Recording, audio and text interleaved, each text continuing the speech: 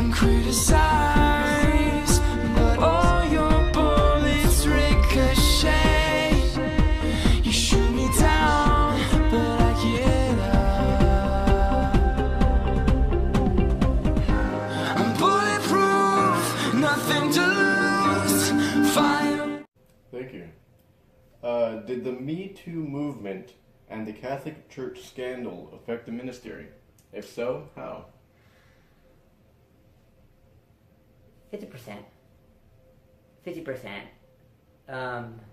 50% for both? For both. I think that people has learned how to separate the ministry from the Catholic and the Christian churches. Because we're not a church.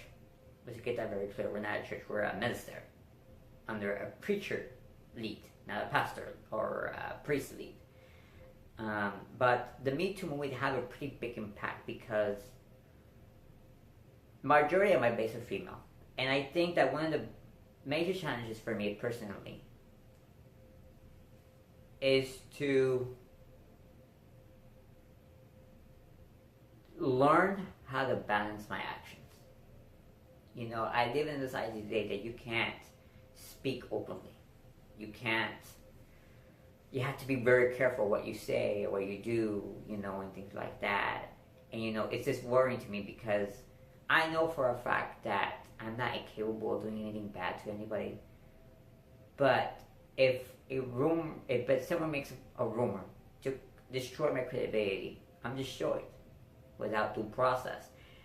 And I think those are very hard times for me because I sit down and I feel at the moment it's very dangerous to be a male preacher in the modern time. It's like for me right now, it would be recommended, sometimes required, to step down from being a preacher as a male, because I feel like in this generation, females are way more safetier at the moment, and it's scary. It's scary that we live in that kind of society. And the scandal, I think the way the scandal affected the ministry is that, yeah, people have learned to separate them, but at the same time, I think they have that constant fear of, if the Catholic Church can do it, is he incapable of doing it? And I also think that the Catholic Church is also very disorganized and weak when it comes to certain things. And I'm not going to lie to you, the ministry is also weak on certain things. But our organization is very strong, is very small, so we can tackle the issue a lot more quicker, you know, than the Catholic Church. A Catholic Church, to tackle one thing, it takes more than a year to reach worldwide. For us, we can tackle things at least in a month. It can be resolved. And I think that a lot of people need to understand that my team it's full of different opinions, different perspectives, and we take the safety of people extremely top priority for us. And I think that those two have legit put a shadow, or put a dark cloud over the ministry. And I'm trying to navigate with my team of how to keep the ministry survive, protect the ministry, but protect myself in the process. And it's scary. It really is scary. And and I don't think a person that should be my age should be worrying about that. But that's why I signed up for. It's a sad thing in America. It's a sad thing that there's so many people, so many hurt. It's a sad thing that women are not being heard to their best potential. And I always believe a woman has a right to speak. A man has a right, and to be heard, to be believed. And it's just it's a very rocky and shaky experience. Just to clarify, you said heard, not hurt. Women are being heard, right? Heard and hurt.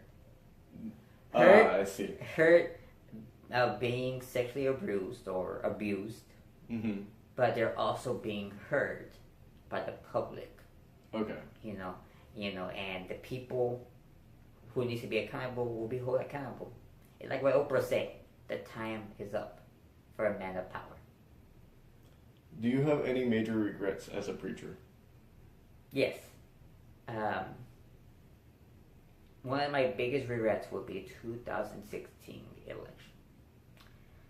I handled that extremely wrong, and I'm extremely disappointed in myself.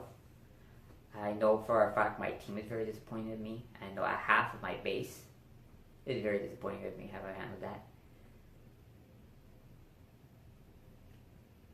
I always knew the impact, the influence I have on people. And my biggest mistake was opening up.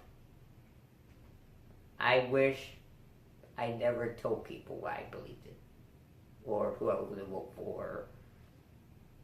I think as a preacher you have to be neutral. And one of the biggest mistakes too was that after the 2016 election and President Trump came into office, the ministry had to tackle so many things politically. And we were in that place as, should we address this issue or not? And I think it took us in the wrong, it took us in the wrong direction. And, and if you have to put blame of who's responsible for making the ministry political? Who's responsible of making the ministry collapse? Who's responsible of, making the organization, that time it was called an organization, it changed the ministry in February, I think. In February. Who's to blame for that? That's my fault. That's legit. It's on me. I was the one who made the decision to transform the ministry into an organization. I was the one who made the decision to tackle the issues about politics. I was the one who made the decision putting the ministry in risk. I was the one who put the decision of destroying my reputation. I was the one who made the decision who gave the job, who made my job harder, who made myself suffer more, and make the ministry suffer more. That we lost our determination, we lost our drive, we lost our focus, and that was this, because of that bad decision, it legit destroyed the ministry. I did not realize until I was stepping down in March that I myself, with my passion for politics and my ignorance of the situation, was destroying the ministry. And it haunts me every single day to know that the thing I love the most is the thing I damage the most.